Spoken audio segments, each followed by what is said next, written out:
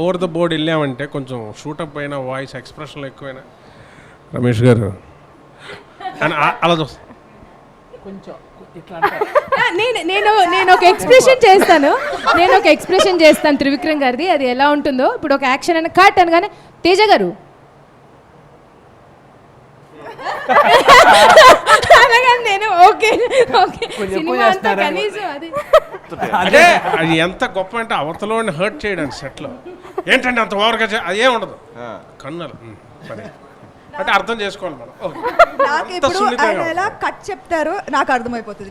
Take okay లేదా నేను cut okay one more. మేము కూడా చేసినప్పుడు అలాగే కట్ అనగానే సమంతగా ఈ టేక్ ఓకే కాదు ఇంకో టేక్ ఉంది, ఆయన ఇంకా చెప్పలేదు కదా, నేను చెప్పాను కదా. తర్వాత మళ్ళీ ఆయన వన్ మోర్ అనగానే చెప్పానా అలా. సో ఆవిడకి ఎక్స్పీరియన్స్ కాబట్టి నాకు తెలియదు కాబట్టి నేను చేసిన వెంటనే okay super okay take okay అయిపోయింది బట్ వన్ మోర్. వైలెన్స్ లేకుండా చూడగలిగే లవ్ స్టోరీలు ఎప్పుడు వస్తాయి కదా. నీలో ఈ కోణం కూడా ఉందని నాకు తెలీదు. Adventure time. నిన్ను పెళ్లి చేసుకోవాలి, ఐశ్వర్య తెలివిగా చంపాలి. నాకు తెలిసి ఒక్కడే శత్రువు ఉన్నాడు.